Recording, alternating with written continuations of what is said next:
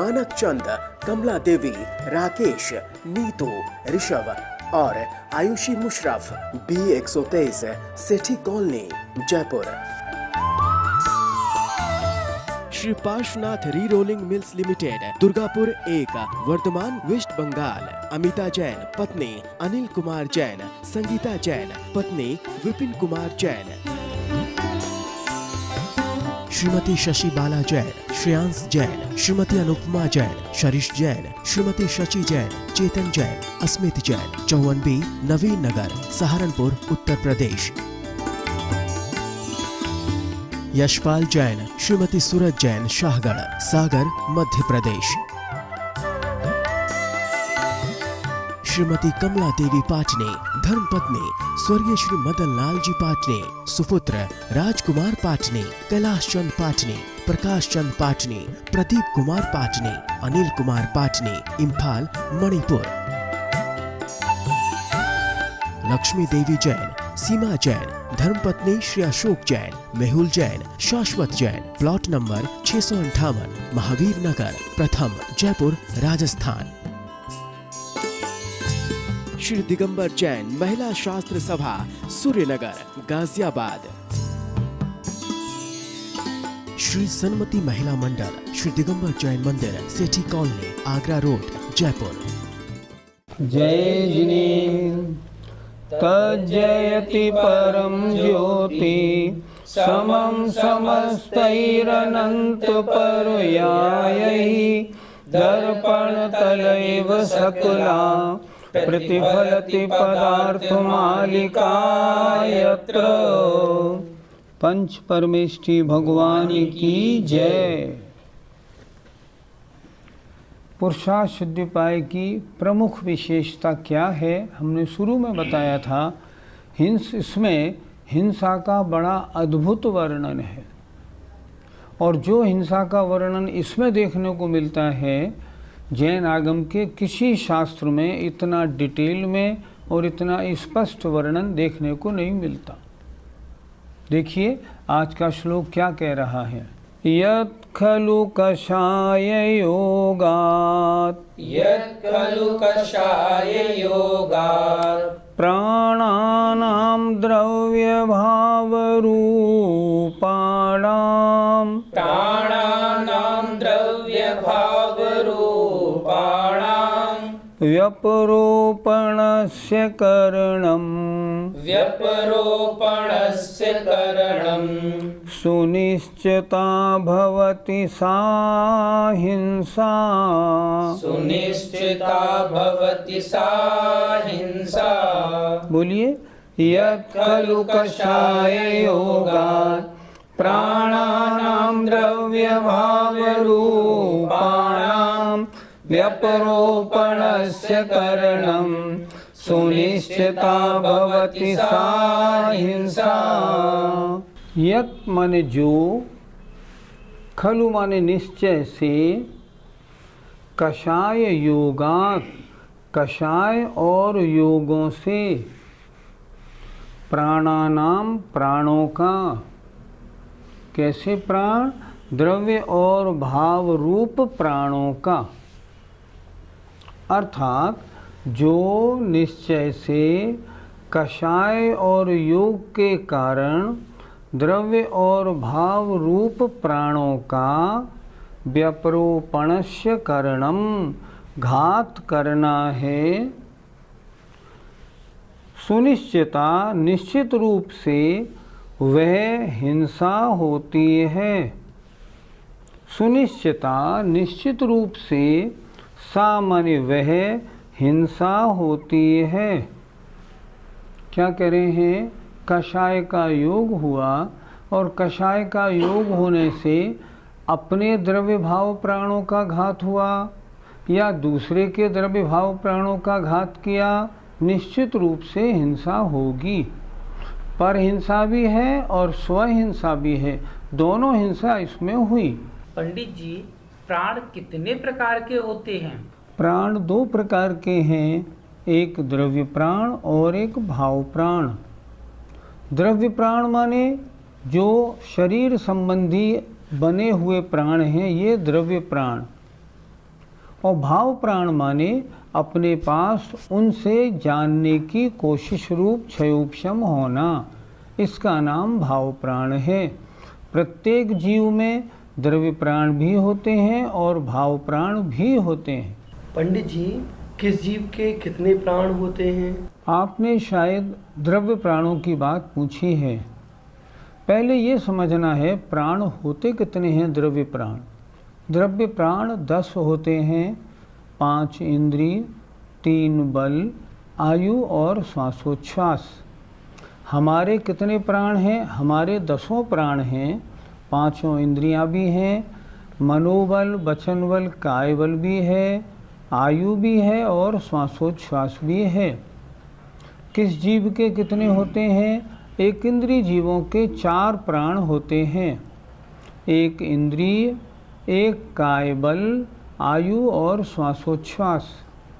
2 इंद्रिय के, 1 इंद्रिय बढ़ गई तो 6, 3 इंद्रिय के 7, 4 इंद्रिय के 8, असैनी पंचेंद्रिय के 9 और सैनी पंचेंद्रिय, हम सब के 10 द्रव्य प्राण होते हैं।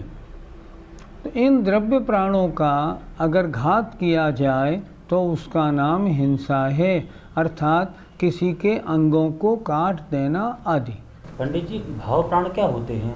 जीव जिनसे जीता है उन्हें कहते हैं भाव प्राण, अर्थात हमारे जो चैतन्य रूप छायोपशमिक भाव रूप जो प्राण हैं या जो हमारी शक्ति है उसे हम कहते हैं भाव प्राण।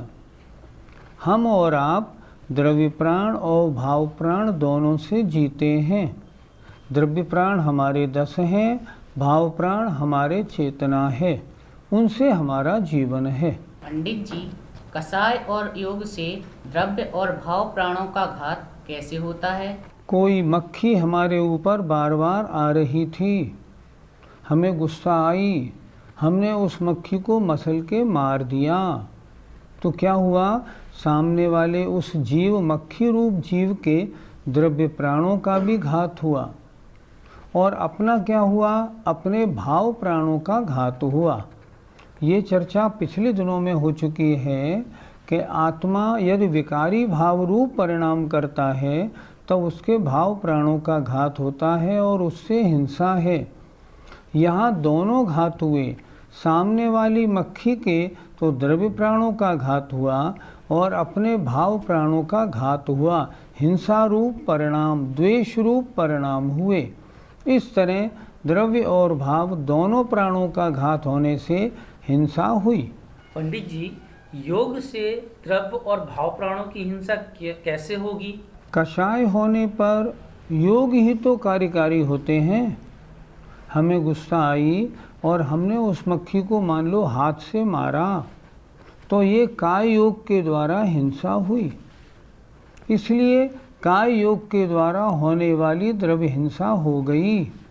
ये होती है योग से होने वाली हिंसा। और मेरे मन में जो परिणाम आए कि मैं हाथ से इसको मारूं, ये मेरे भाव प्राणों की हिंसा हुई। इस तरह किसी के द्रव्य और भाव प्राणों के घात करने में अपने भी द्रव्य और भाव प्राणों का घात कभी कभी बन जाया करता है, और भाव प्राणों का घात तो होता ही होता है। पंडित जी, ऐसा भी तो हो सकता है कि सामने वाले के द्रव्य प्राणों का घात हो और भाव प्राणों का घात ना हो। अन्य जीव की कोई व्यक्ति जब हिंसा करता है तो पहले उसके मन में क्रोध आएगा, वो अपने हाथों से क्रिया करेगा, मैं इसको मारूं ऐसा सोचेगा, तभी तो दूसरे के द्रव्य प्राणों का घात होगा। क्या ऐसा हो सकता है मन में विचार ना आए और सामने वाले जीव को हाथ मार दे? नहीं। हम सैनी पंचेंद्रिय हैं, हमारे शरीर के हर अंग की जो क्रिया होती है ना, वो विद इंटेंशन होती है। मैं जब सोचता हूँ मुझे ऐसा करना, तब वो क्रिया संपन्न होती है। इसलिए पहले भाव प्राणों का घात होता है, द्रव्य प्राणों का घात बाद में होता है। मैंने सोचा इसको मारूं, तभी तो मैं हाथ उठा के उसको मारूंगा, तो पहले भाव प्राण का घात हुआ, द्रव्य प्राण का घात बाद में हुआ। पंडित जी, हिंसा कितने प्रकार की होती है? 2 प्रकार की हिंसा की चर्चा तो आप खूब सुन रहे हैं। पहली बात द्रव्य हिंसा, सामने वाले को मारना। भाव हिंसा, अपने मन में मारने के विचार आना। दो तरह की हिंसा। वैसे हम सबके जीवन में हिंसा 4 प्रकार से होती है। प्रसंग ध्यान से सुनने वाला है। पहली संकल्पी हिंसा, हम जानबूझकर किसी जीव की हिंसा करें। जैसे कुछ लोग शिकार खेलते हैं, कोई मछली वाला मछली पकड़ता है। कहीं अगर मान लो खाट में खटमल बहुत हो जाए तो हम जबरन के एक दवाई छिड़क के उन सबको जान से मार डालते हैं। ये क्या हुई? ये तो संकल्पी हिंसा हुई। दूसरी हिंसा होती है आरंभी हिंसा। हम सबको अपने घर में काम करना पड़ता है। झाड़ू लगाना, नहाना, कपड़े धोना, कूटना, पीसना, पढ़ेरे में पानी इत्यादि का कार्य, इन सब में हिंसा होना स्वाभाविक है। हिंसा होगी ही होगी। लेकिन इससे बचें कैसे? इनसे बचना बहुत मुश्किल। बचने के लिए क्या करना चाहिए? फिर प्रतिमाओं को धारण करना चाहिए। अगर हम 8 प्रतिमा धारण कर लें, 9 प्रतिमा धारण कर लें, तो इन आरंभ करने का हमारा त्याग हो जाता है। और जब त्याग होता है तब आरंभी हिंसा से बच लिया जाता है। लेकिन जब तक गृहस्थी में है तब तक आरंभी हिंसा तो होती ही होती है। एक होती है उद्योगी हिंसा या उद्यमी हिंसा। उसका मतलब होता है हमारे व्यापार में, रोजगार में, दुकान में, फैक्ट्री आदि में जो हिंसा होती है वो उद्यमी हिंसा है। ये भी तो होगी होगी, हाँ ज़रूर होगी। इससे पूर्ण रूप से नहीं बचा जा सकता।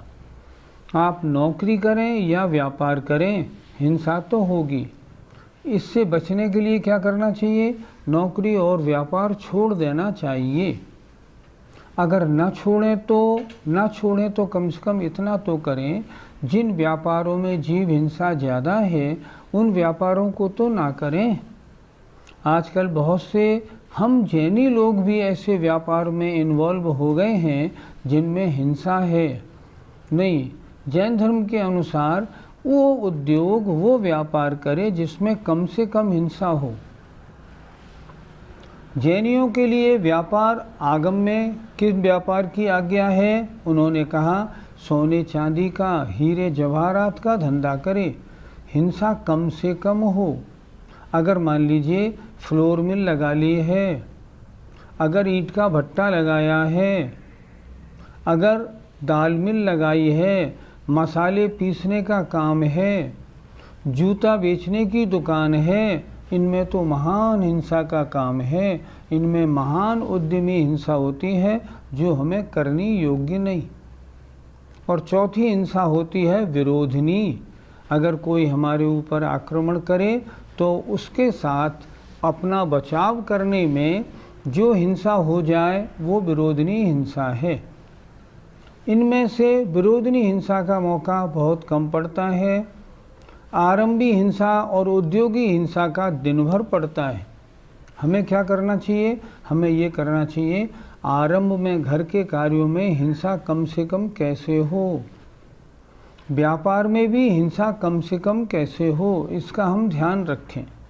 इसका निरंतर ध्यान रखेंगे, आत्मा के परिणामों की हिंसा घात भी कम होगा और द्रव्य हिंसा भी कम से कम होगी। पंडित जी, अगर हम पाठ याद नहीं करते हैं तो हमारे गुरुजी हमारी पिटाई लगाते हैं, तो उनको हिंसा तो लगती ही होगी।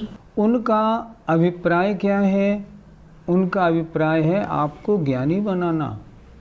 उनका अभिप्राय है पाठ याद करना सिखाना। जो पाठ है याद करो, विद्वान कैसे बनोगे?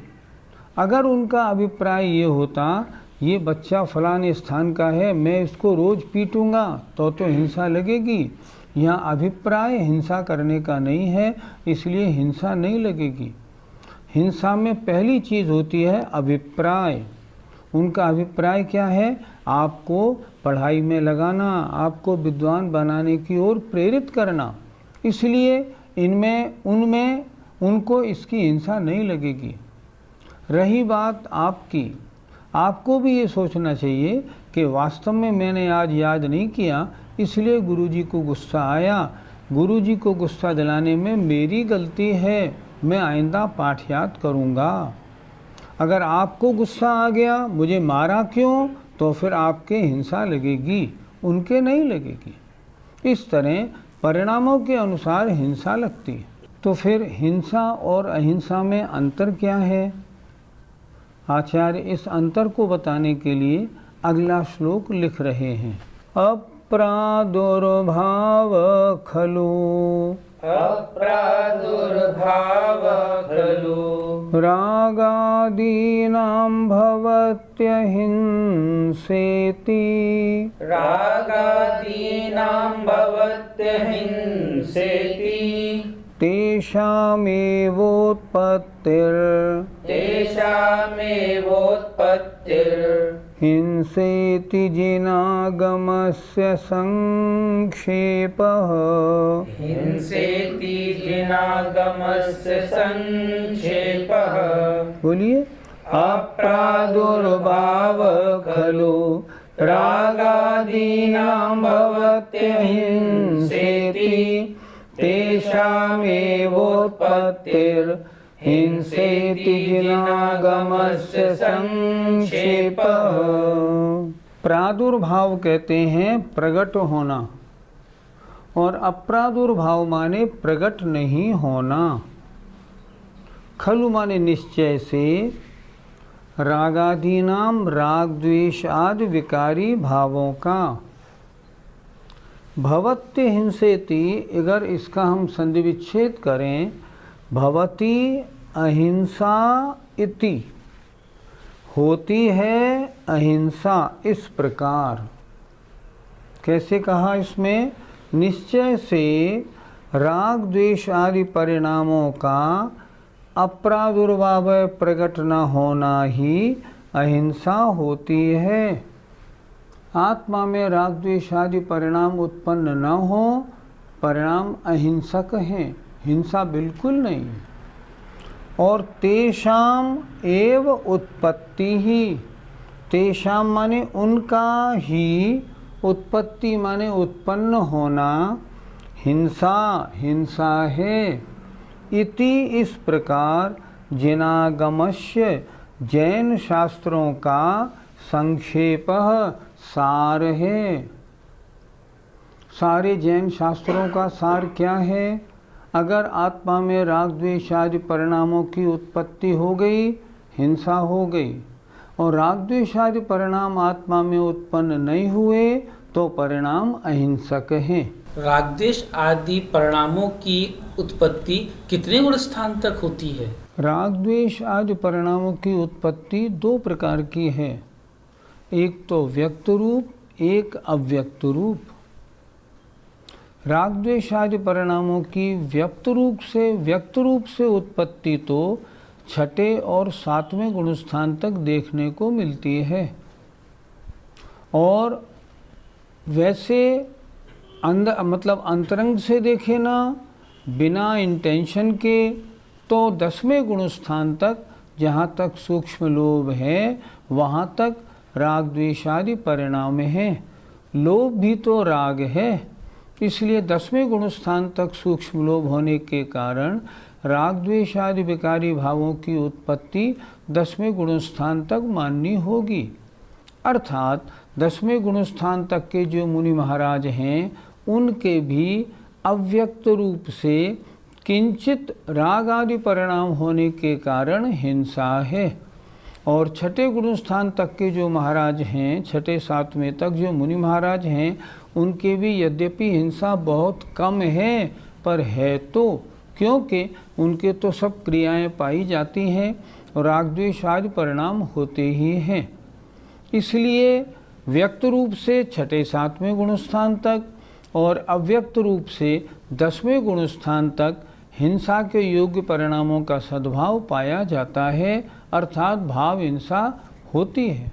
पंडित जी, 7वें गुणस्थान में तो शुद्धोपयोग कहा गया है, तो वहाँ 7वें गुणस्थान में रागादि परिणामों की व्यक्तता कैसे होगी? वहाँ 7वें गुणस्थान में शुद्धोपयोग कहा है, पर 7वें गुणस्थान में शुभोपयोग भी तो कहा है। सातवें गुणस्थान के दो भेद हैं, प्रवृत्ति और निवृत्ति, दोनों रूप। बहुत से लोगों की ऐसी धारणा है कि सातवां गुणस्थान तो आत्मा में लीन अवस्था में ही होता है, पर ऐसा नहीं होता। मुनि महाराज के छठा सातवां गुणस्थान निरंतर बदलता रहता है। कोई मुनि महाराज अगर विहार कर रहे हैं तो हर उनके, जैसे मुख्तार साहब ने लिखा है, छठे गुणस्थान का उत्कृष्ट काल 1 मिनट और सातवें गुणस्थान का उत्कृष्ट काल आधा मिनट। तो हर 1 मिनट वे मुनि महाराज विहार कर रहे हैं और छठा सातवां गुणस्थान चल रहा है। तो जब विहार कर रहे हैं तो छठा भी है और सातवां भी है। जब पैर बढ़ाऊं प्रवृत्ति है तो छठा, जीव हिंसा तो नहीं हो रही, सातवां, इस तरह होती रहती है। तो सप्तम गुणस्थान में आचार्यों ने शुभोपयोग भी माना है और शुद्धोपयोग भी माना है। जब शुभोपयोग है, मुनि महाराज कोई धार्मिक क्रिया भी संपन्न, मान लो प्रवचन ही कर रहे हैं, तो उस प्रवचन करते में प्रवृत्ति रूप कार्य होने के कारण हिंसा है। और सातवें गुणस्थान में जब शुद्धोपयोग में है तब हिंसा बहुत हल्की है, प्रवृत्ति रूप नहीं है, स्वभाव से हो रही है वो ही है, वो बहुत कम मात्रा में होगी। पंडित जी, रागादि परिणामों के बिना तो हमारी आत्मा रह ही नहीं सकती है, तो क्या हमारे प्रति समय हिंसा होती है? हाँ बिल्कुल, इसमें कोई शक नहीं। हम गृहस्थ लोगों के प्रति समय हिंसा होती है। तो ये तो बड़ी गड़बड़ बात आपने बता दी। अगर हम मंदिर जी में बैठे हैं और पूजा कर रहे हैं तो भी वहाँ हिंसा हो रही है क्या? हाँ, हिंसा हो रही है। कैसी? आपके परिणामों में जो भगवान की भक्ति रूप प्रशस्त राग हो रहा है, उसको भी यहाँ आचार्यों ने, क्योंकि आत्मा में विकारी परिणाम हुए, आत्मा में शुद्ध परिणाम नहीं हुए, इसलिए उन परिणामों का होना भी हिंसा कहा है। हिंसा भी बहुत प्रकार की, जैसे ये जो भगवान की पूजा आदि कार्य करने में जो आत्म परिणाम में राग उत्पन्न हो रहे हैं, ये तो आगे हमको मोक्ष की ओर ले जाने वाले हैं। कहते हैं सम्यक दृष्टि का जो पुण्य होता है, नियम से मोक्ष का कारण होता है, उससे बचना हमारे लिए संभव नहीं। हम इस तरह विचार करें, जब हमारे प्रति समय 24 घंटे आत्मा के परिणामों की हिंसा होती है, फिर हमारा किन परिणामों में नुकसान ज़्यादा है और किन में नुकसान कम। अगर घर गृहस्थी में या व्यापार में उलझे रहेंगे, राग द्वेष के कार्यों में विद इंटेंशन अभिप्राय सहित लगे रहेंगे, तब क्या होगा? कषाय तीव्र होने से आत्मा के परिणामों की बहुत हिंसा होगी। और अगर उनसे हटके हम धार्मिक कार्यों में लगेंगे, मंद कषाय होने से कम हिंसा होगी। और मुनि बनने के बाद जब शुद्धोपयोग में लीन हो जाएंगे, तब तो शुद्ध उपयोग होने से हिंसा और भी कम होगी। लेकिन जब तक मुनि अवस्था है, तब तक भी आत्म परिणामों की हिंसा होना स्वाभाविक है, उससे बचा नहीं जा सकता। हम केवल इतना काम कर सकते हैं कि हम उन आत्म परिणामों में प्रवृत्त होकर कोई कार्य ना करें। अब प्रवृत्त होकर नहीं करेंगे तो हिंसा होगी तो सही, बहुत कम होगी, नेग्लिजिबल कहते हैं ना, उतनी होगी, उससे और अधिक नहीं। उससे नहीं बच सकते। उससे तो कब बचेंगे?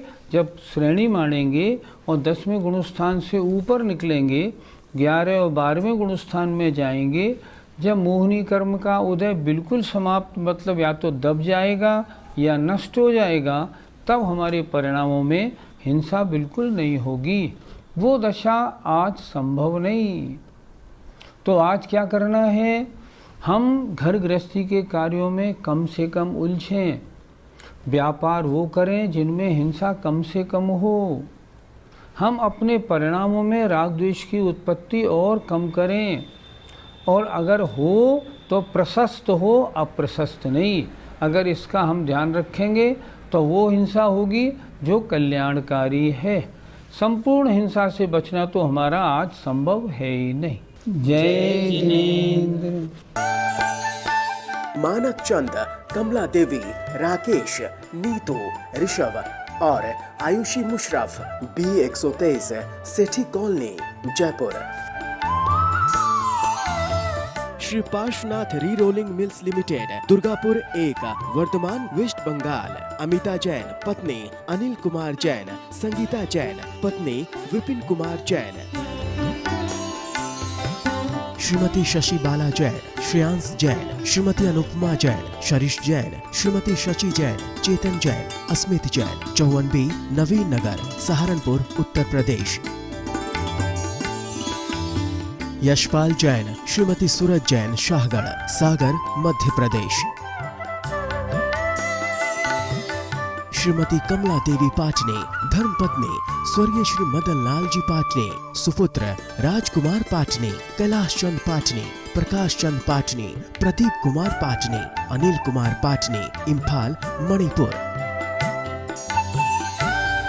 लक्ष्मी देवी जैन, सीमा जैन, धर्मपत्नी श्री अशोक जैन, मेहुल जैन, शाश्वत जैन, प्लॉट नंबर 658, महावीर नगर, प्रथम, जयपुर, राजस्थान।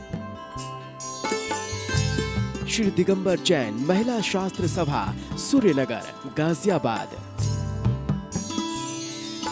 श्री सन्मति महिला मंडल, श्री दिगंबर जैन मंदिर, सेठी कॉलोनी, आगरा रोड, जयपुर।